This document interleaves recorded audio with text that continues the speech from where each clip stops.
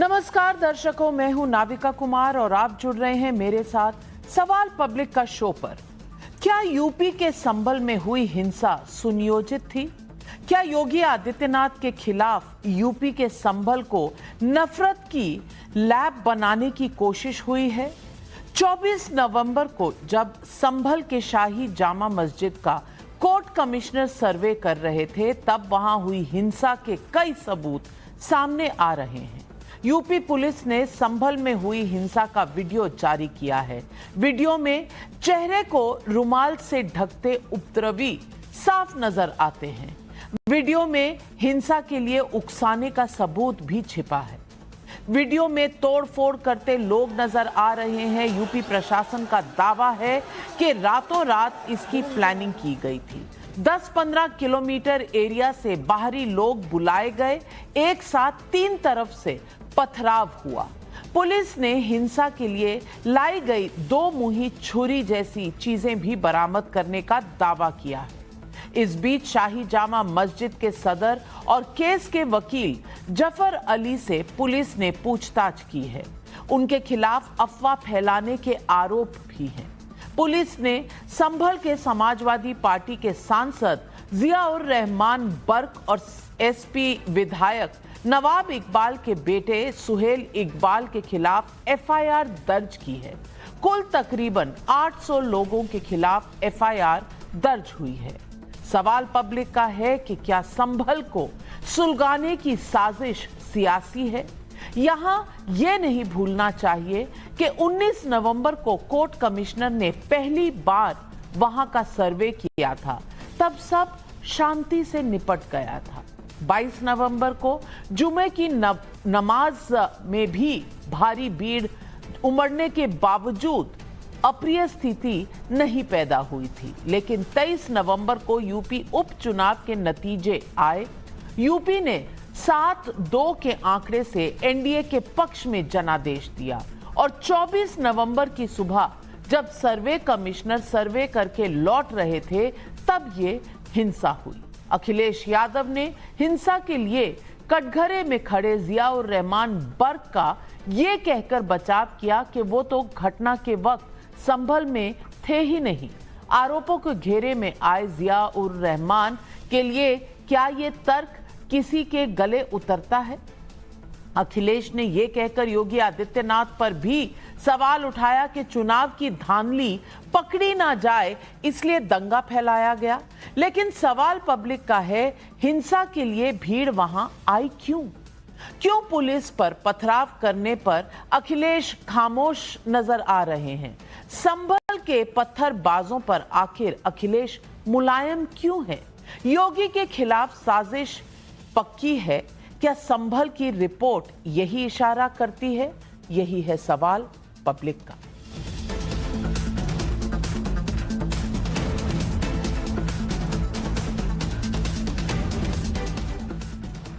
संभल हिंसा मामले में विपक्ष सबसे बड़ा सवाल यह उठा रहा है कि आखिर जब 19 नवंबर को एक बार सर्वे हो गया तो दोबारा किसके आदेश से सर्वे हो रहा था? यहां मैं 23 नवंबर की कोर्ट कमिश्नर रमेश सिंह राघव की चिट्ठी दिखाना चाहती हूं।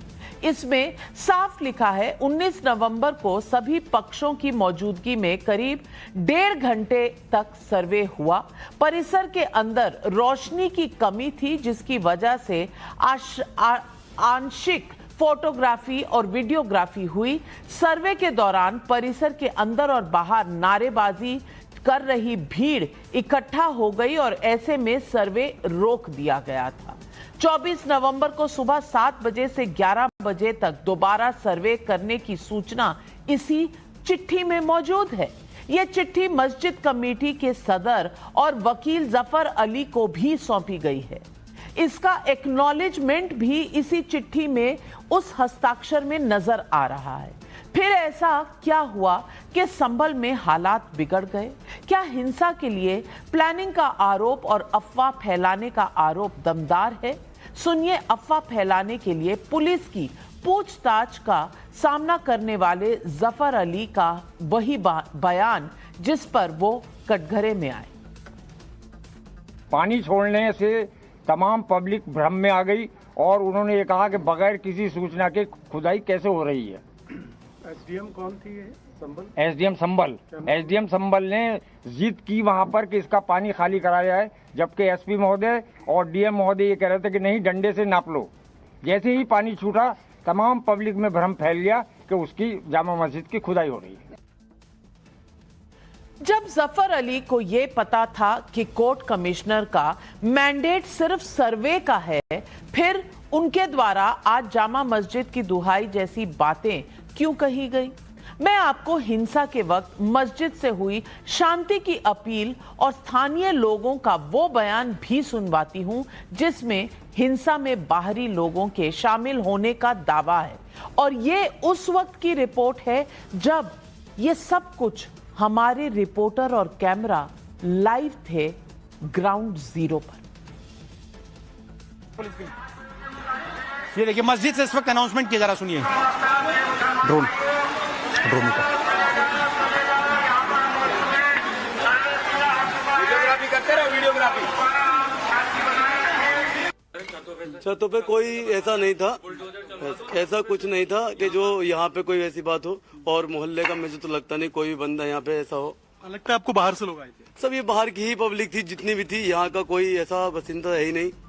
बस ये है कि कोई अगर खड़ा भी हो गया हो तो अपने घरों पे खड़ा हो गया हो, एक अलग बात है। और छतों पे से तो कोई हिसाब ही नहीं है।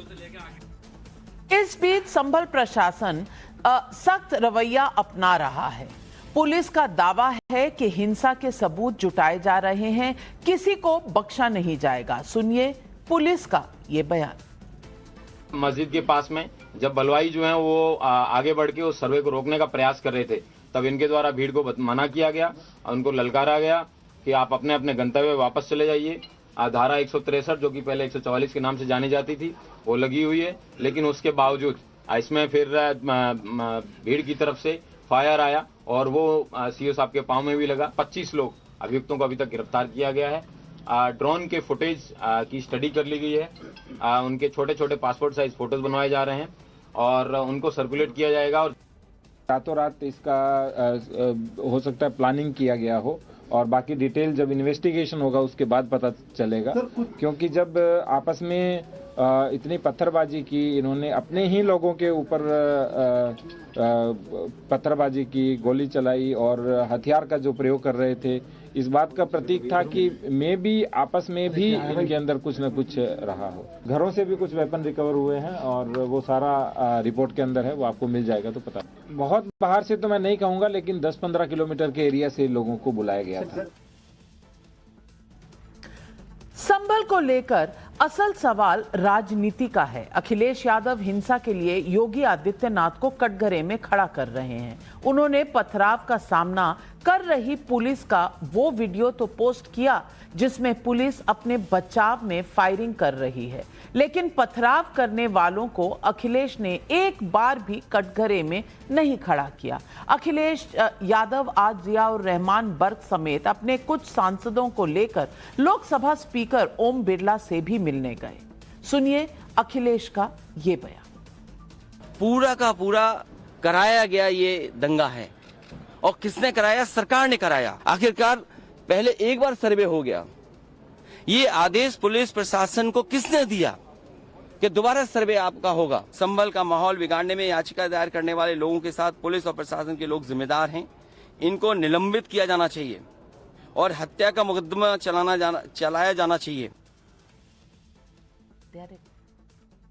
अखिलेश सवाल उठा रहे हैं पुलिस प्रशासन पर, सरकार पर, लेकिन पथराव करने वाले कहां से आए, कौन था जिसके इशारे पर भीड़ हमलावर थी, इसे वो नजरअंदाज करते दिख रहे हैं। नवभारत के कैमरे पर कैद हमले की इन तस्वीरों को देखिए।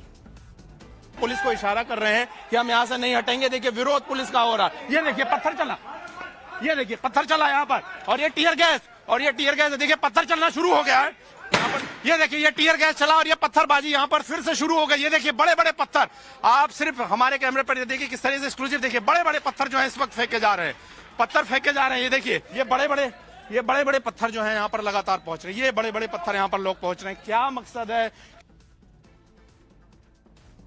तो आज सवाल पब्लिक पूछ रही है, क्या संभल हिंसा में योगी आदित्यनाथ के खिलाफ सियासी साजिश के सबूत पक्के हैं? हिंसा के लिए सांसद जियाउर रहमान बर्क कटघरे में हैं, क्या इसलिए अखिलेश पत्थरबाजों पर सख्त नहीं दिख रहे हैं? क्या संभल की हिंसा कोर्ट के आदेश और जनता के जनादेश के खिलाफ उपद्रव है? यही सवाल आज पब्लिक पूछ रही है और इन सवालों के जवाब देने के लिए आज हमारे साथ जुड़ रहे हैं बीजेपी के राष्ट्रीय प्रवक्ता राकेश त्रिपाठी जी, हर्षवर्धन त्रिपाठी वरिष्ठ पत्रकार, हमारे साथ आज स्टूडियो में तहसीन पूनावाला जी कांग्रेस के सपोर्टर हैं, दानिश कुरैशी AIMIM के प्रवक्ता हैं।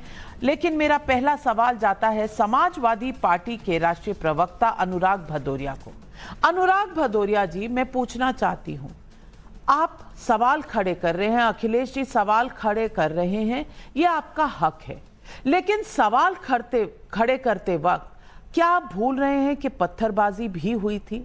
जो फोटोएं ट्वीट हो रही हैं उन फोटोओं में कहीं ना कहीं देख रहे हैं, कहीं ना कहीं बंदूकें नजर आ रही हैं, लेकिन पत्थरबाजों का कोई भी वीडियो नजर नहीं आ रहा। मैं पूछना चाहती हूं, क्या समाजवादी पार्टी एक तरफा वार कर रही है क्योंकि निशाना सिर्फ योगी आदित्यनाथ है? न्यायिका जी, आपने जो विश्लेषण किया उसी के अगर पॉइंट में मैं बात करूं, आप कह रहे हैं कि जामा मस्जिद से अपील हो रही है शांति बनाए रखने के लिए, इसके मतलब कि वहां पे जो लोग थे वो शांति चाहते थे। आप कह रही हैं कि 19 तारीख को जो सर्वे हुआ उसमें जब काफी लोग इकट्ठे हो गए थे, लाइट कम हो गई थी, 1000 की संख्या में लोग इकट्ठे हो गए, उसके बाद उन्हें नारेबाजी करने लगे, सर्वे रुक गया और वह वापस चले गए। आपकी दूसरी बात भी हमने मान ली। तीसरी बात आपने कहा कि अभी एसपी साहब भी कह रहे कि बाहर से 10-15 किलोमीटर से लोग आ गए थे। अब बताइए, 19 तारीख को जब लोगों की भीड़ देख ली थी पुलिस ने कि सर्वे में इतनी भीड़ इकट्ठी होगी, तो क्या जिम्मेदारी नहीं होती जब 24 तारीख को सर्वे करने जा रहे हैं तो उसके पहले इंटेलिजेंस डिपार्टमेंट पूरा चौकन्ना रहता, उनका जो आईबी डिपार्टमेंट पूरा वहां पे चौकन्ना रहता और उस तरह से सारी व्यवस्था सैनिटाइज करता उस इलाके को कि वहां पे पत्थर हैं कि नहीं है, जैसा कि लोगों का कहना है और लोग कह भी रहे हैं कि वहां घरों के ऊपर से पत्थर नहीं चले हैं, पत्थर जो आए हैं बाहर के लोग उन्होंने चलाए हैं। तो कौन बाहर के लोग, जो इतने हजारों की संख्या में बाहर के लोग आ गए और पुलिस वालों को पता ही नहीं चला, पूरे सिस्टम को पता नहीं चला। 10 किलोमीटर से लोग पत्थर लिए चले आ रहे हैं और सिस्टम को पता ही नहीं चला। और पत्थर अगर रखे भी थे वहां पे इतने, जिस तरह के पत्थर और ईंट दिखाई पड़ रही है, इसमें तो हजारों की संख्या में ईंट और पत्थर है, तो ये इतने ईंट और पत्थर आ गए और पुलिस को पता ही नहीं चला। ये तो बड़ी आश्चर्य की बात लग रही है भाई। और वहां गोलियां भी चल गई और वहां देसी कट्टे भी आ गए यहाँ पे, और लोग 4 हमारे बीच के 2 युवा हैं, उनकी मौत हो गई। सोचिए अब कितनी दुखद है, कितना चिंताजनक है। मैं तो ऐसी घटना बहुत ही निंदनीय है और इसका मैं कहता हूं कि मैं तो अपील भी करता हूं कि ऐसी घटना नहीं होनी चाहिए, सबको शांति बनाए रखनी चाहिए। लेकिन पुलिस प्रशासन अपनी फेलियर को कैसे छुपा सकता है? भाई एसपी साहब कह रहे हैं 10-12 किलोमीटर की दूर से आगे होंगे, तो कैसे आगे, मैं पूछना चाहता हूं। जब चुनाव होता है बैरिकेड लग जाता है, जब कोई सैनिटाइज किया जाता है जगह तो बैरिकेड कर दिया जाता है कि कम से कम 1-2 किलोमीटर के बीच में बैरिकेडिंग कर दी जाती है, कोई असामाजिक तत्व, कोई व्यक्ति अंदर ना आ पाए। फिर ये इतने लोग कैसे आ गए नकाब पोस्ट करके? कौन है ये लोग, किसके लोग हैं? ये बड़ा इंक्वायरी का विषय है, कौन है, किसके लोग हैं, ये इंक्वायरी का विषय चिंता का विषय है कि जो आके वहां पे पत्थर फेंक के बहुत अच्छी बात कही आपने अनुराग भदौरिया जी। अनुराग भदौरिया जी बहुत अच्छी कही कि ये इंक्वायरी का विषय है, लेकिन इंक्वायरी होने से पहले ही अखिलेश जी ने तो जियाउर रहमान बर्क साहब को क्लीन चिट दे दिया कि वो तो वहां था ही नहीं, वो वहां बेंगलोर में था, तो उनके खिलाफ FIR क्यों है? तो क्लीन चिट देने के लिए इंतजार कीजिए। दूसरा सवाल, उन्होंने तो कहा कि जब एक सर्वे हो चुका था तो दूसरा सर्वे हुआ ही क्यों? भाई साहब, दूसरा सर्वे होने का कोर्ट का ऑर्डर, ये चिट्ठी जो सबको दी गई थी जिस पर हस्ताक्षर है मस्जिद कमेटी के, ये शायद किसी ने सत्य उनको बताया नहीं। इसीलिए दोबारा पूछती हूं, क्या ये सुनियोजित था क्योंकि योगी आदित्यनाथ को निशाना बनाना था?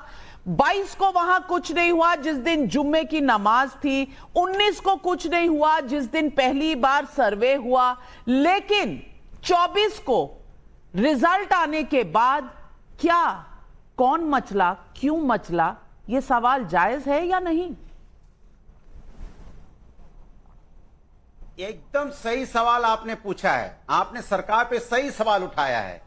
कि जब 19 को कुछ नहीं हुआ, 19 को भीड़ आई, भीड़ ने कोई किसी प्रकार की कोई अप्रिय घटना नहीं करी, उसके बाद 22 में भी कोई अप्रिय घटना नहीं हुई, भीड़ आई, तो 24 में ये पुलिस प्रशासन क्यों नहीं चौकन्ना हुआ जो इतनी बड़ी घटना हो गई? ये बाहर के कौन लोग आ गए, कैसे आ गए, किसने आने दिया, बैरिकेटिंग क्यों नहीं हुई, सैनिटाइज क्यों नहीं हुआ? जब वोटिंग हो रही थी तब तो पूरी बैरिकेटिंग लगी थी, तब तो चारों तरफ से बैरिकेटिंग थी, लेकिन इतना सेंसिटिव मामला, सर्वे हो रहा है और आपने सैनिटाइज नहीं किया और किसी के घर से पत्थर नहीं चले, फिर ये पत्थर वाले कहां से आ गए अचानक हजारों की संख्या में? ऐसा तो नहीं छूमंतर पत्थर वाले प्रकट हो गए, छूमंतर से तो हुए नहीं होंगे भाई। इतने 10-12 किलोमीटर से अगर इतने हजारों की संख्या में लोग आए हैं तो आते हुए दिखे होंगे ना, कहां से आए, कैसे आए? इसके मतलब पुलिस प्रशासन का इंटेलिजेंस डिपार्टमेंट फेल था। लेकिन एक आपके सारे सवाल जायज हैं अनुराग भदौरिया जी, मैं बिल्कुल सहमत हूं आपके सवालों से,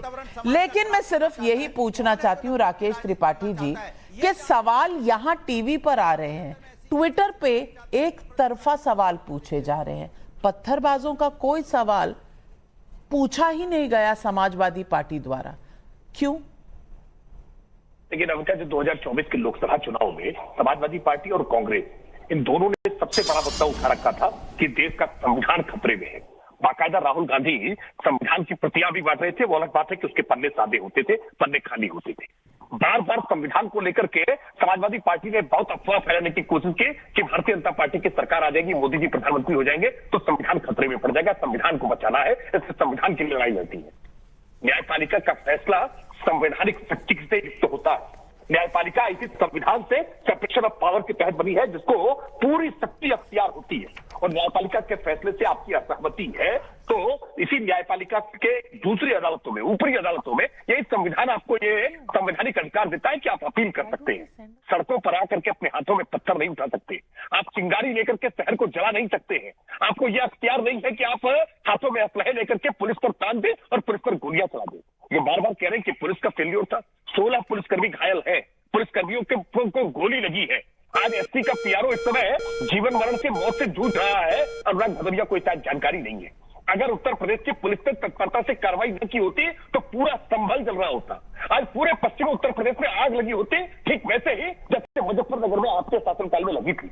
उत्तर प्रदेश की पुलिस ने बहुत धैर्यपूर्वक, बहुत सूझबूझ का परिचय देते हुए, बहुत संयम के साथ इस पूरे मामले को नियंत्रित करने को, संभल को संभालने की कोशिश की है, और इसीलिए आज संभल संभला हुआ है, संभल शांत है। लेकिन निश्चित तौर पर यह गंभीर सवाल है कि रामगोपाल यादव जब कहते हैं कि कोर्ट के ऐसे फैसले आएंगे तो पत्थर तो चलेंगे ही, क्या आप अराजकता को जस्टिफाई करने का प्रयास कर रहे हैं?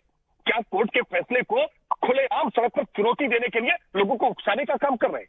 क्या आप संविधान को खुलेआम धज्जियां मखौल उड़ाने का काम कर रहे हैं? शर्म नहीं आती है? राहुल गांधी और प्रियंका वाड्रा एक बार भी ये नहीं कहते हैं कि अराजक तत्वों के खिलाफ कार्रवाई होनी चाहिए जिन्होंने कोर्ट के फैसले के खिलाफ आकर के सड़क पर इस तरह का उपद्रव मचाने की कोशिश की है। एक बार अनुराग भदौरिया के मुंह से नहीं फूटता है कि वो अराजक तत्व जिन्होंने गोली चलाने का दुस्साहस किया है उनके खिलाफ कठोरतम कार्रवाई होनी चाहिए, उनके खिलाफ राष्ट्र का तामील करनी चाहिए। इनका सारा जोर है कि पुलिस कर्मियों पर कार्रवाई क्यों नहीं कर दी गई, डीएम को सस्पेंड कर दीजिए, एसपी को सस्पेंड कर दीजिए, योगी आदित्यनाथ जी इस्तीफा दे दे। सारे प्रयास यही है कि कैसे राज्य की सत्ता इनके हाथों में हथियार ले और ये दंगाइयों को, उपद्रवियों को ये प्रोत्साहित करने का काम करे। और मैं बहुत गंभीरता से आरोप लगा रहा हूं कि 2024 के चुनाव परिणाम में समाजवादी पार्टी को जैसे ही कुछ सीटें बढ़िया गई, इन अराजक तत्वों के हौसले बुलंद हो गए। इनको लगता है कि अब तो समाजवादी पार्टी हमारी खैरख्वाह ताकतवर हो गई है, और इसीलिए ये बहराइच में रामगोपाल मिश्रा की हत्या को वाजिब ठहराने के लिए कहते हैं कि वहां डीजे बजना था इसलिए गोली चल गई, और अब यहाँ कह रहे हैं कि कोर्ट का फैसला ऐसा आ गया। राकेश त्रिपाठी जी, इस चुनाव में तो आपको ज्यादा सीटें आई, तो अराजकता की हिम्मत समाजवादी पार्टी में इस बार क्यों आ गई? दोनों बार कब जब सीटें ज्यादा आए तब भी अराजकता वो फैलाते हैं, जब सीटें कम आए तब भी अराजकता वो फैलाते हैं, तो प्रशासन क्या कर रहा है ये भी तो सवाल उठता है। निश्चित तौर पर प्रशासन जो कार्रवाई कर रहा है उसके बारे में हम जानकारी भी दे रहे हैं। 2 दर्जन से ज्यादा लोगों को हिरासत में लिया है और उनके खिलाफ राष्ट्रीय सुरक्षा कानून की कार्रवाई की जाएगी। हमने आइडेंटिफाई किया है, ड्रोन कैमरों से लगा करके वीडियो कैमरों में उनकी करतूत रिकॉर्ड हुई है, उन सबके खिलाफ कठोरता से कार्रवाई होगी जिन्होंने आगजनी करने का प्रयास किया है। और मैं चेतावनी देकर के बता रहा हूं, आपके देख रहे दर्शक इस बात को समझ ले कि जिन लोगों ने भी सार्वजनिक संपत्ति को नुकसान पहुंचाया है, जिन्होंने निजी संपत्ति को नुकसान पहुंचाया है, उत्तर प्रदेश वो राज्य है जहां उनकी संपत्ति बेच करके उसकी भरपाई होगी। हम कानूनी संदर्भ में बना चुके हैं, और मैं इसलिए अपील कर रहा हूं संभल के निवासियों से, नागरिकों से कि किसी प्रकार के उकसावे में बहला पछतावे में आकर के अपना जीवन बर्बाद न करें, क्योंकि घर दुकान मकान कुर्क हो जाएगा अगर आपकी भूमिका उसमें साबित पाई गई, अगर साक्ष्यों के आधार पर यह पाया गया है। मैं फिर स्पष्ट कर रहा हूं, समाजवादी पार्टी इस सेंसिटिव मुद्दे पर जिस तरह की घृणित राजनीति कर रही है, ये लोकतंत्र के लिए खतरा है। न्यायपालिका के खिलाफ अगर उकसाने का कोई कहता है लोकतंत्र के लिए खतरा है, कोई कहता है संविधान के लिए खतरा है, और बीच में इस तरह की सिचुएशन खड़ी हो रही है। मैं पूछना चाहती हूं तहसीन पूनावाला, अगर कोई भी राजनीतिक दल रिस्पॉन्सिबल कहलाना चाहता है एक नेशनल लेवल पर, तो उसे दोनों तरफ के चित्र दिखने चाहिए। मुझे ऐसा क्यों लगता है कि हर बार आपको एक तरफा वार करने की आदत सी पड़ गई है? हमेशा सवाल प्रशासन से ही पूछा जाता है, कभी जो वहां पर उपद्रव कर रहे हैं उनके ऊपर बिल्कुल लोगों की आंखों पर पट्टियां क्यों लगी होती हैं? जब भी या अखिलेश यादव जी के बयान देख लीजिए, असदुद्दीन ओवैसी के बयान देख लीजिए, प्रियंका गांधी वाड्रा के बयान, राहुल गांधी के बयान, हर बयान पर एक तरफा सिर्फ प्रहार है योगी आदित्यनाथ पर। मैं पूछना चाहती हूं, पत्थरबाज कहां से आए? मुंह ढककर, वहां रुमाल बांधकर जो लोग पुलिस कर्मियों को मार रहे थे, एक पुलिसकर्मी को गोली भी लगी है, एक का सर फूटा है, 15-20 घायल हुए हैं। मैं पूछना चाहती हूं, एक शब्द, एक भी शब्द उनके लिए क्यों नहीं आता? क्या यही राजनीति आप करना चाहते हैं? हर वक्त सिर्फ वोट बैंक की राजनीति? मैं पूछना चाहती हूं, अभी तो कोई चुनाव भी नहीं है, क्यों रिस्पॉन्सिबल ऑपोजिशन नहीं हो सकता? थैंक यू नाविका जी, आपके शो में शिरकत करने का मौका मिला। 2 या 3 चीज़ मैं आपके माध्यम से कहना चाहता हूँ। आपका सबसे पहला सवाल है, क्यों सवाल केवल प्रशासन से पूछा जाता है? मुझे नहीं पता था एक लोकतंत्र में, मैं बड़ी विनम्रता से आप कह रहा हूँ, कोई सरकास्टिकली नहीं कह रहा हूँ, और किसी से सवाल पूछने चाहिए, चाहे किसी भी पक्ष के लोग गिल्टी हो, सवाल तो प्रशासन से ही पूछा जाएगा। लॉ एंड ऑर्डर आखिर में किसकी जिम्मेदारी है? मुझे याद है नाविका जी, मुझे मौका मिला था आपके शो में जब बराइच के दंगे हुए तब ज्वाइन करने को। वहाँ पे एक गरीब लड़के ने अपनी जान खोई थी, तब भी मैंने आपसे ये सवाल पूछा था, और आज भी मैं संभल के लेकर वही सेम सवाल पूछ रहा हूँ, और वो सवाल रिपीट हो गया। अगर आप मेरा उस वक्त का आप डिबेट लगा दोगे, सेम सवाल है। नाविका जी, पत्थर तो ऐसे आ नहीं सकते, इसको कलेक्ट करना पड़ता है। इंटेलिजेंस कहाँ थी? ये सर्वे होना था, आपके पास चिट्ठी है, साइन ली गई थी, क्या उस वक्त ड्रोन सर्वे नहीं हुआ? कि जबकि आप जानते हो नाविका जी कि कम्युनल पोलराइजेशन हो रहा है हमारे देश में, देश भर में, और उत्तर प्रदेश में रिपीटेडली हो रहा है। चलो मैं मान लेता हूं मुसलमान गलती है, मैं मान लेता हूं ये बात, मुसलमान गलत है, चलो मैं कहता हूं, तब ड्रोन सर्वे नहीं होना चाहिए। तीसरी बात, वहां पर पुलिस ने क्या कार्रवाई की ताकि कोई ऐसी घटना ना घटे जिसकी वजह से पत्थरबाजी हो, गन्स आए? वहां पर भी बहराइच में भी गन्स निकले थे बाहर, ये बात क्या एक्सपीरियंस था? बार बार अगर ये फेलियर हो रहा है तो इस फेलियर में किसका फायदा हो रहा है? यकीनी तौर पे सपा का नहीं हो रहा है, कांग्रेस का नहीं हो रहा है, तो किसको इससे फायदा हो रहा है? पॉलिटिकल फायदा ऑब्वियसली भाजपा को हो रहा है। मैं लास्ट चीज से अपनी बात समाप्त करता हूं, 30 सेकंड का समय, इसके बाद मैं नहीं बोलूंगा। मैं आपके दर्शकों को एक चीज कहना चाहता हूं, बहराइच में गरीब लड़का मरा, वो हिंदू था। संभल में जो गरीब मरे वो मुसलमान थे। गरीब ही मरता है, ना एमआईएम का कोई नेता का बच्चा मरेगा, ना भाजपा का कोई नेता का बच्चा घायल होगा। अगर कौम खतरे में, इनके बच्चे क्यों नहीं आते? धर्म खतरे में, इनके बच्चे क्यों नहीं आते? इनके बच्चे विदेश में जाते, अंग्रेजी में पढ़ाई करते, आपके बच्चों को छोड़ते। सोचिए इस चीज को, कब तक इनके नाद में लगोगे? ये सब पोलराइज कर रहे हैं, ये सब पोलराइज कर रहे हैं। लेकिन आप कांग्रेस को बचाकर चले गए। मैं पूछना चाहती हूं, आचार्य प्रमोद कृष्णम भी हमारे साथ जुड़ गए, पीठाधीश्वर हैं कल की धाम के। आचार्य प्रमोद कृष्णम, आपका स्वागत है। पब्लिक का सवाल आज यही है, सवाल यह है कि हर बार यही सवाल पूछा जा रहा है कि एक सर्वे हो गया तो दूसरा क्यों नहीं? जिस दिन पहला सर्वे हो रहा था तो उसी दिन बताया गया था कि रोशनी कम थी, इसीलिए सर्वे को स्थगित किया गया और एक और तारीख दी गई, वो थी 24 नवंबर की तारीख। अब 3 दिन के समय में क्या हुआ? ऐसा प्रशासन की गलती है या किसी और की गलती है? ये बाहर के लोग कहां से आए? लेकिन सवाल एक उठता है, सवाल यही उठता है कि पत्थरबाजों के खिलाफ एक भी बयान नहीं। पुलिस वालों को अगर चोट लगे, गोली लगे, पत्थर लगे, 20 लोग घायल हो जाएं, एक शब्द नहीं। सिर्फ सवाल प्रशासन से सवाल होना चाहिए, हम भी कर रहे हैं, लेकिन क्या रिस्पॉन्सिबिलिटी सिर्फ एक तरफा है?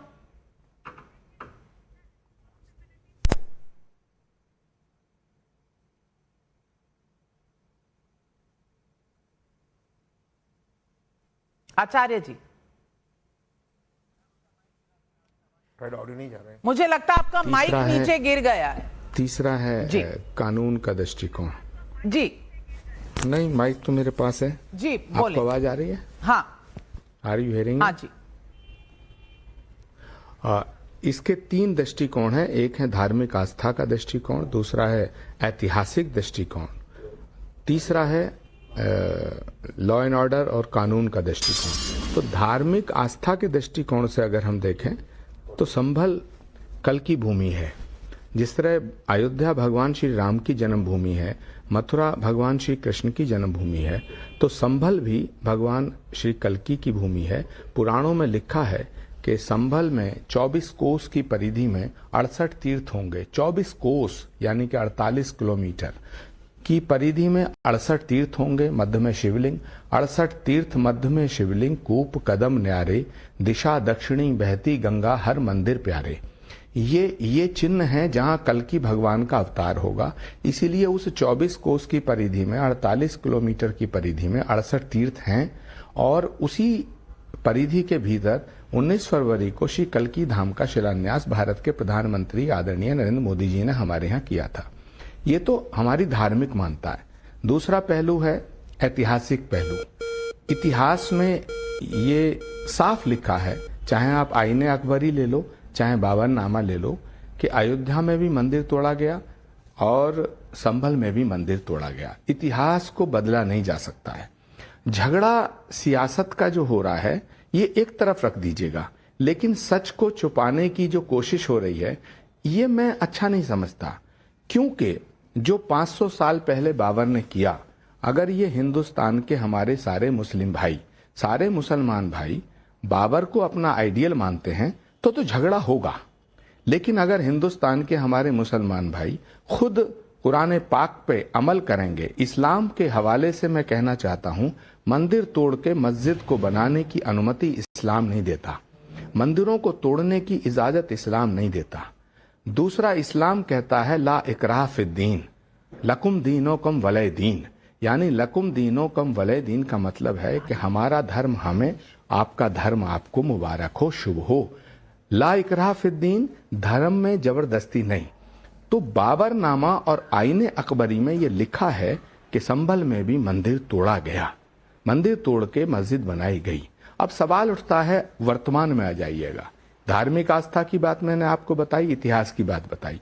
अब सवाल है कि एक अदालत ने फैसला दिया कि साहब सर्वे करो। सर्वे करने में क्या जा रहा था? सर्वे करने जो पुलिस और प्रशासन पे उंगली उठा सकते हैं, हमें भी उठानी चाहिए। मगर जो लोगों की मौत हुई है, जिन बच्चों की मौत हुई है, मैं उस पर बहुत बेहद अफसोस व्यक्त करता हूं। मुझे बड़ा दुख है, और वो क्यों हुई, कैसे हुई, ये जांच का विषय। लेकिन मौत पे दुख व्यक्त करना मेरा राइट भी है और मेरा फर्ज भी है। मगर उस पुलिस प्रशासन को हम दोषी ठहरा रहे हैं। अगर पुलिस प्रशासन का दोष तब हम मानते जब ये फैसला पुलिस का होता। सर्वे करेंगे, प्रशासन कोई फैसला करता, सरकार फैसला करती कि जामा मस्जिद संभल का एक जो डिस्प्यूट है कि वो मंदिर है या मस्जिद है, इसका फैसला सरकार करके। लेकिन आचार्य जी, एक पक्ष तो ये भी है, एक सवाल ये भी है कि कोर्ट ने भी एक ही तरफ की दलीलें सुनी, दूसरी तरफ की नहीं सुनी, ये भी तो सवाल उठकर आ रहा है। अब नाविका जी, अगर अदालत के फैसले पे सवाल करोगे तो फिर तो संविधान पे सवाल है ना। ये अदालत एग्जीक्यूट किसने करी? संविधान ने। अदालत ने कोर्ट कमिश्नर नियुक्त किया। अदालत ने ये नहीं कह दिया कि जामा मस्जिद की जगह अब आप हर मंदिर बना दीजिएगा। उसने कहा आप सर, एएसआई उसकी देखरेख कर रहा है, जहां तक मेरी जानकारी है ना। अगर एएसआई देखरेख कर रहा तो जाहिर सी बात है कि एएसआई से उसका प्रमाण मांगा जाएगा, एएसआई अपनी बात रखेगा। अभी तो बड़ा लंबा चलेगा, उसमें खुदाई होने की बात होगी। और मैं चाहता हूं कि ये सच पे पर्दा डालने से सच नहीं छुपता, और मोहब्बत जो है वो झूठ की बुनियाद पे नहीं होती। अभी तहसीन भाई बोल रहे थे, मैं बहुत प्यार करता हूं, लेकिन मैं कहना चाहता हूं राजनीतिक लोग रोटियां सेक रहे हैं। ना तो असदुद्दीन ओवैसी साहब का कोई रिश्तेदार वहां मरा है, ना अखिलेश यादव का, ना राहुल गांधी जी का वहां मरे। मैं बिल्कुल सहमत हूं, इत्तेफाक रखता हूं तहसीन भाई की बात से कि वहां वो बच्चे मरे हैं जो गरीब घरों के बच्चे हैं। लेकिन ये हुआ क्यों? क्या पुलिस पे हमला करना इस्लाम का नाम है? इस्लाम का नाम यह है कि पुलिस पे हमला करो। इस्लाम का यह नाम यह है कि पुलिस वालों को पत्थर मारो। इस्लाम का नाम यह है कि हुकूमत के रास्ते में रोड़े अटकाओ। अरे भाई इंतजार करो, इंतजार करो। अनुराग भदौरिया जी जवाब दीजिए। आचार्य जी जो कह रहे हैं इसमें कोई भी बात आपको गलत लग रही है? अनुराग भदौरिया जी जवाब दीजिए ना।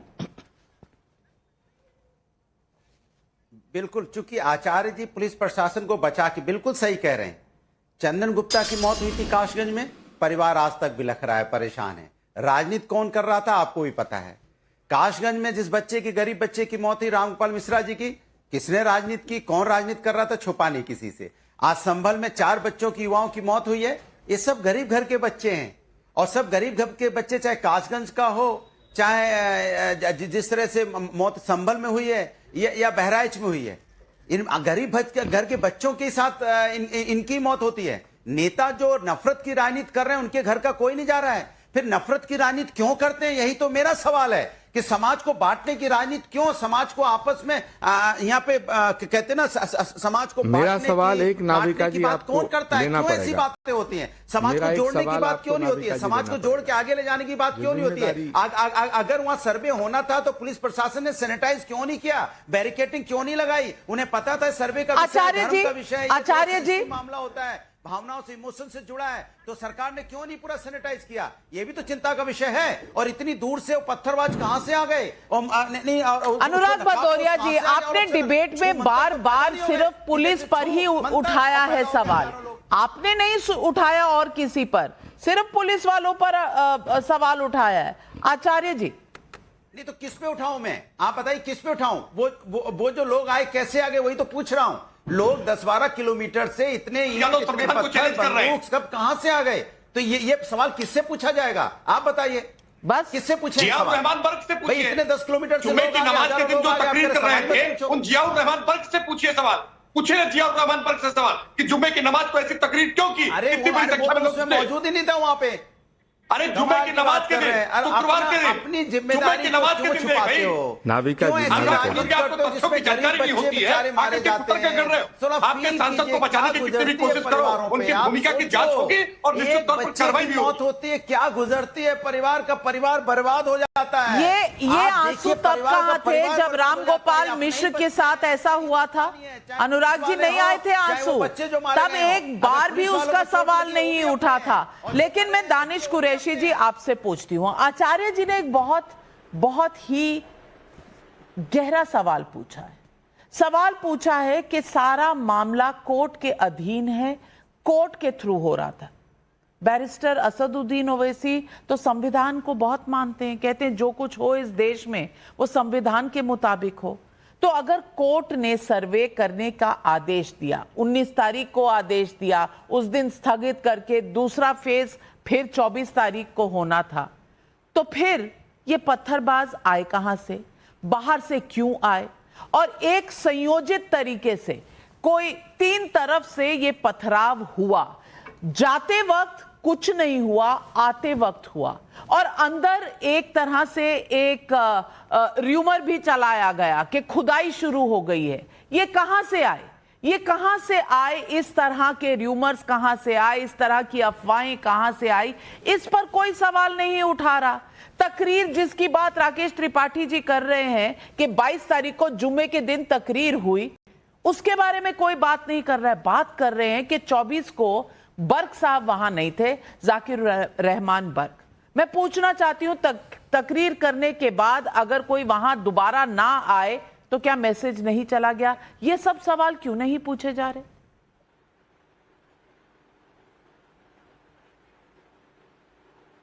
देखिए, सबसे पहले तो मैं प्रमोद कृष्णम की बात करूं। प्रमोद कृष्णम जो है राम मंदिर के नाम पर आचार्य जी का कहना चाहिए, हमारा जजमेंट बिल्कुल साफ बताता है। देश की सर्वोच्च न्यायालय, सुनिए, देखिए माफी चाहता हूँ, आचार्य जी कहिए, कम से कम हम उनकी रिस्पेक्ट करें, हम उनसे इत्तेफाक रखे ना रखें, उनका एक ओहदा है, हम उनको आचार्य जी कहें या प्रमोद जी कहें। देखिए, गलत बोलने वालों को ऐसा नहीं, ये गलत है, आप गलत कर रहे हो। अब पोलराइज मत कीजिए, ये टीवी चैनल पे मत कीजिए। ऐसे नहीं, मेरे उनसे डिफरेंसेस है, लेकिन आपको आचार्य जी कहिए। नहीं, ऐसे नहीं चलेगा, मैं नहीं पढ़ना चाहता इस तरह।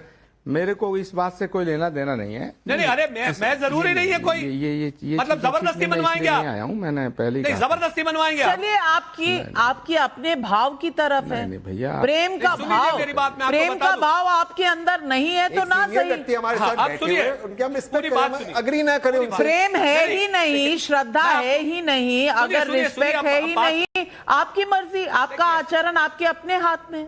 अरे यार, झूठ बोलने वाले, सुप्रीम कोर्ट के नाम से झूठ फैलाने के नाम पे आप बात करेंगे तो कैसे चलेगा नाविका? मैं तो आपकी बात को अपनी बातें खत्म कर दूं। सच, मुझे ये बता आपकी दीजिए, बातें उनसे ये सच, पूछिए कि बाकी सुप्रीम जो कोर्ट भी के कोई कौन- कहे वो झूठ, ये कैसे हो सकता है? लेकिन आप नहीं, अपनी मेरी बात बात सच रखिए। नहीं, सुप्रीम कोर्ट की बात सच। सुनिए सुनिए सुनिए सुनिए सुनिए हाँ, सुप्रीम कोर्ट की कौन सी लाइन ये कहती है कि बाबरी मस्जिद के नीचे राम मंदिर था और वो डिमोलिश करके बताया? उन पूछ लीजिए इनसे, कृष्णन जी, तो उसका जवाब नहीं है। मैंने तो ढूंढ लिया, उनको नहीं मिला। अगर मिले तो मेरे इल्म में इजाफा कर दे, तो फिर उसके बाद मैं जरूर तहसीन ने जो बात कही है उसके मुताबिक मैं उनका सम्मान कर दूंगा। तो ये सबसे बड़ी, तो आप एक अच्छे पद पे बैठे हैं, आप ईमानदारी की बात करिए। ये बात ठीक है कि फैसला आ गया, लेकिन आप कम से कम ईमानदारी की बात करिए। दूसरे नंबर की बात मैं आपको बताऊं, आप ये पूछ रही हैं कि पत्थर कहां से आते हैं। मैं बताऊं कहां से आते हैं। देखिए, हमने कभी कावड़ यात्रा तो हम निकालने देंगे, लोगों ने कहा दंगा हो जाएगा, हमने कहा एक बार आर पार हो ही जाए, देखा जाएगा। सुनिए, मुझे नहीं पता कौन सा वीडियो दिखा रहे हैं, क्या सोर्स है, वो सही है गलत है मैं नहीं जानती, लेकिन आप अपनी बात रखिए। सर मुझे दिख नहीं रहा, मुझे दिख नहीं रहा, इसीलिए मैं कह रही हूँ चैनल इसको एंडोर्स नहीं कर सकता। आपने जो बात कही उस पर आपका जो आर्ग्यूमेंट है वो रखिए। ये अरे एएनआई का है, एएनआई का है, चाहिएगा तो मैं भेज दूंगा आपको। क्लियर, इसको जूम करिए तो। किस संदर्भ में कौन सी बात है मुझे नहीं पता, इसीलिए कह रही हूं संदर्भ भी मुझे नहीं पता। योगी जी, अरे किसी भी संदर्भ में हो, मैं ये कह रहा हूं कि प्रदेश के मुख्यमंत्री ये कहते हैं कि एक बार आर पार हो ही जाए, इसका मतलब क्या है? फिर आप क्या उम्मीद कर रहे हैं? फिर प्रशासन में जो बैठे लोग हैं उनसे आप पॉजिटिविटी की उम्मीद करेंगे? मुझे तो बताइए, या तो कह दीजिए कि ये माफ किया हुआ, ये झूठ है, ये फरेब है। देखिए, अब इससे मैं आगे आपको एक बात बताऊं, चाहे कोई 10 किलोमीटर से आया हो, 12 किलोमीटर से आया हो, 15 किलोमीटर से आया, मैं कह रहा हूं अगर 100 किलोमीटर से नहीं, हिंदुस्तान के किसी भी कोने से कोई भी व्यक्ति वहां पहुंचा था तो ये जिम्मा किसका था? दूसरा एक मैं वीडियो आपको बताऊंगा कि वीडियो किस तरह से, अरे पुलिस के ऊपर हमला हुआ या पुलिस की मौजूदगी में हमला होता है तो क्या होता है, मैं आपको दिखाऊं, ऐसा होता है। ये दूसरा वीडियो देखिए, ये उत्तर प्रदेश पुलिस ही है और ये आपके चैनल पे भी होगा ही, चाहिए तो मैं बता दूंगा आपको। नहीं, आपको जो आपके पास कुछ वीडियोस हैं तो जाकर पुलिस को दे दीजिए, प्रशासन को दे दीजिए, कोर्ट को दे दीजिए। लेकिन हर्षवर्धन त्रिपाठी जी, मैं पूछना चाहती हूं, योगी जी का इन्होंने एक क्लिप दिखाया, मुझे मेरी रिसर्च टीम बता रही है कि ये तब का क्लिप है जब वो मुख्यमंत्री नहीं थे, नंबर 1। नंबर 2, मुझे नहीं पता, शायद ऐसा हो सकता है कि था नहीं था, मैं इसका संदर्भ नहीं जानती, लेकिन फिर अगर संदर्भ के बिना बात करनी है तो यह भी कहा जा सकता है कि असदुद्दीन ओवैसी ने कहा योगी मोदी तो मठ चले जाएंगे, गुफा में चले जाएंगे, तब हम ही रहेंगे यहां पर। 15 मिनट का भी वो कुछ कुछ कहते रहते हैं।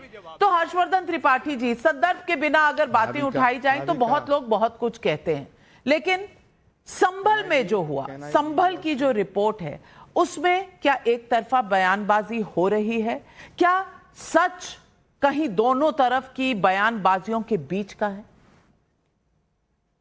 नविका जी, सबसे पहले तो ये कि आज के दिन व्हाट अबाउटरी करना और ये कब हुआ था, कोई पुराना वीडियो दिखाना या पुराना ऑडियो दिखाना, इससे ज्यादा शर्मसार करने वाला कुछ नहीं होता। मुझे तो शर्म आ रही है।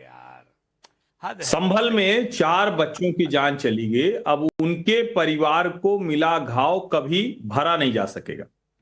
अब चाहे वो किसी के उकसावे में आकर बहक कर चले गए हो पत्थरबाजी करने, या उनका कोई दोष न हो, वो बेचारे उधर से गुजर रहे थे, पता नहीं कहां से किसकी गोली आई लग गई, या वो उस भीड़ का हिस्सा रहे हों लेकिन उनके हाथ में पत्थर ना रहा हो। अब ये सारी संभावनाएं हैं, हमें से कोई नहीं जानता है, लेकिन सच क्या है? जो संभावना नहीं, जो सच है, 4 बच्चे मर गए, अपना जीवन गंवा दिया उन्होंने। और सचमुच वहां के सांसद जियाउर रहमान बर्क ना तो थे, ना उनका बेटा था, ना उनके परिवार के लोग थे, ना समाजवादी पार्टी का जिलाध्यक्ष था। किसी को संभल की उस मस्जिद की चिंता नहीं थी। मैं तो कह रहा हूं संभल की मस्जिद को बचाना था ना, तो मुसलमानों के साथ खड़े होने के लिए, क्योंकि भारतीय जनता पार्टी के ऊपर तो आरोप है, भारतीय जनता पार्टी तो उनकी दुश्मन है, लेकिन समाजवादी पार्टी या कांग्रेस या एआईएमआईएम या जो भी अपने को कहता है कि हम ही को बचाने, सब देश, संविधान, लोकतंत्र, कानून, अदालत, सबसे ऊपर वही है बचाने के लिए, उनमें से कोई वहां था क्यों नहीं? चिंता की बात नहीं है। अदालत ने अगर सर्वे कहा तो यह तो अच्छा होता ना कि वहां सांसद महोदय, विधायक महोदय, जिलाध्यक्ष महोदय, ये लोग होते, अपने आप भीड़ वहां नहीं होती। लेकिन तीन तरफ से भीड़, और मैं फिर कह रहा हूं, जिम्मेदार तो सिर्फ और सिर्फ योगी आदित्यनाथ और पुलिस ही होगी, क्योंकि जनता ने उनको चुना है, उन्हीं से जवाबदेही मांगी जाएगी। लेकिन अगर 2000-3000 की भीड़ तीन तरफ से पुलिस के ऊपर हमला करती है, पुलिस को जान बचाने की नौबत आती है, पुलिस 2000-3000 की भीड़ को हिंदुओं के मोहल्ले की तरफ जाने से रोक देती है, और आज हम ये नहीं बात कर रहे हैं कि दंगा हो गया है, तो ये भी बात तो करनी पड़ेगी। और मैं मूल बात कर, क्या इस देश में पत्थरबाजी किसी का भी कोई प्रिय शगल हो सकता है? पत्थरबाज क्या किसी प्रशिक्षण के तहत आते हैं? बहुत बड़ा सवाल है। और इस सवाल कोर्ट में क्या हुआ, अंदर क्या हुआ, ये सब पूछने के लिए आज हमारे साथ जुड़ रहे हैं विष्णु जैन, जो हिंदू पक्ष के और पेटिशनर भी हैं इस केस के। और विष्णु जैन जी, आपका स्वागत है सवाल पब्लिक का शो पर। और मैं पूछना चाहती हूं, क्या हुआ, क्या वहां पर इस तरह का प्रोवोकेशन था जो ये पत्थरबाजी शुरू हुई? कहीं जफर अली नाविका जी देखिए नाविका, ये पूरी घटना जो है ये 19 तारीख से स्टार्ट होती है। कोर्ट के जो ऑर्डर है उसकी क्या लीगल वैलिडिटी है, मैं उस पर आऊंगा, पर जरा चेन ऑफ इवेंट समझ लेते हैं। 19 तारीख को ये ऑर्डर होता है। 19 तारीख को कोर्ट एडवोकेट कमिश्नर महोदय को अपॉइंट करती है और ये डायरेक्शन देती है कि आप 29 नवंबर से पहले सर्वे कंडक्ट करिए। एडवोकेट कमिश्नर महोदय ने हमें ये नोटिस दिया कि सर्वे आज हम कंडक्ट करने जा रहे हैं 6:30 बजे, आप कोतवाली पुलिस स्टेशन पहुंच जाइए।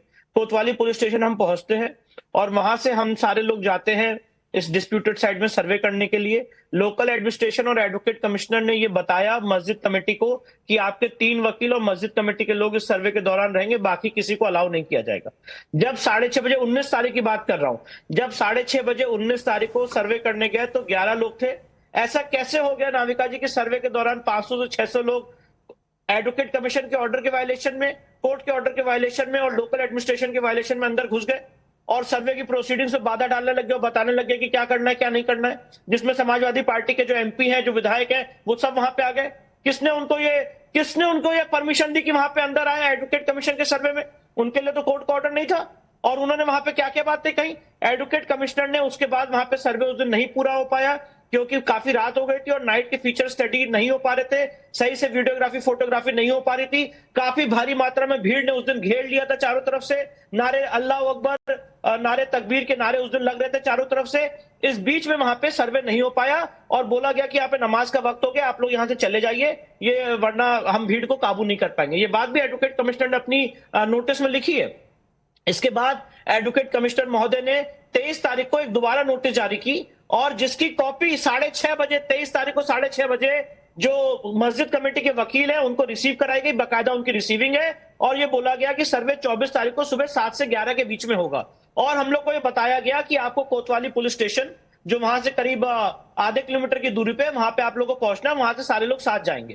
तो 7:30 बजे तक वेट हुआ। जफर अली साहब काफी लेट आए, 7:30 बजे आए। और मैं बहुत इस बात को जरा नोट करिएगा नाविका जी, 7:30 बजे सुबह district magistrate, SP, CO, SDM, मैं, सेंट्रल गवर्नमेंट के वकील, राज्य सरकार के वकील, जफर अली साहब, ये सारे लोग एक साथ गए हैं सुबह 6:30 बजे डिस्प्यूटेड साइट पे सर्वे करने के लिए। हम सारे लोगों के फोन्स ले लिए गए थे और जो पीआरओ एसपी साहब थे उनके पास फोन जमा कर दिए गए थे। मैं पूछना चाहता हूं किस बिना पे बैरिस्टर साहब ने और अखिलेश यादव ने और सारे लोगों ने ये फेक इंफॉर्मेशन फैलाई कि जब विष्णु शंकर जैन सर्वे करने जा रहा था, जय श्री राम के नारे लगाते हुए जा रहा था, इसकी वजह से दंगा हो गया। आपको क्या शर्म नहीं आती है? मतलब कुछ तो एक लिहाज होना चाहिए कि आप कितना झूठ बोल सकते हो। ये जो आप वीडियो अभी अपने चैनल पे दिखा रही है, ये लौटने का वीडियो है नाविका जी। 11 बजे चारों तरफ से जब भीड़ ने घेर रखा था, पथराव हो रहा था, तब एक ऐसा इलाका था जो हिंदू इलाका था, जहां पे पथराव नहीं हो रहा था, जहां पे पुलिस ने काफी प्रोटेक्शन रखा हुआ था, वो सेफ पैसेज बनाया गया था। वहां से जब मैं निकल रहा था, SHO was there with me, जो एसएचओ मुझे एस्कॉर्ट कर रहे थे कि मैं आपको कोतवाली पुलिस स्टेशन ले जाऊंगा, और वहां पे लोगों ने देख के नारे लगाए। जो 8:30 बजे से 11 बजे तक मेरी आंखों के सामने पुलिस की गाड़ियों में पथराव किया गया, पुलिस पर्सनल से पथराव किया गया, सर्किल ऑफिसर के पैर में गोली लगी है, कितने पुलिस पर्सनल घायल हुए, मेरे सामने गाड़ियों को आग लगाया गया, फूका गया, नारे तकबीर अल्लाह अकबर के नारे लग रहे थे चारों तरफ, टीयर गैसें छोड़ी जा रही थी। इस बीच में हम लोग अपना सर्वे का काम कर रहे थे, और जब निकल रहे थे 11 बजे, तो उसको समाजवादी पार्टी की मीडिया सेल, ये सारे लोगों ने फेक इंफॉर्मेशन फैला दी कि हमने वायलेंस किया है, हमारी वजह से वायलेंस हुआ। सवाल कई खड़े होते हैं संभल में। संभल का सच क्या है, ये इन्वेस्टिगेशन ही बताएगी। क्या इसमें तहकीकात होती है? तहकीकात तक कम से कम किसी भी कंक्लूजन पर पहुंचना कम से कम मेरे लिए आसान नहीं है। सवाल दोनों तरफ से पूछे जा रहे हैं, और पूरी घटना दर्शकों आपके सामने है, पूरे वीडियो, पूरे तथ्य बिल्कुल अनएडिटेड आपके सामने। हम जज नहीं हैं, हम इन्वेस्टिगेशन नहीं कर सकते, लेकिन जो हुआ क्या वो सही था? क्या इस देश में अगर संविधान को ऊपर रखना है तो कोर्ट के ऑर्डर्स पर इस तरह की बातें होनी चाहिए, इस तरह का पथराव होना चाहिए? और क्या पथराव पर सवाल उठाने वाले सिर्फ पथराव की तरफ देखेंगे और दूसरी साइड सिर्फ प्रशासन से सवाल पूछेगा? ये फुल पिक्चर देश कब देखेगा? यही है आज सवाल पब्लिक का। आज तमाम अपने पैनलिस्ट का मैं धन्यवाद करती हूं, लेती हूं आपसे इजाजत। नमस्कार।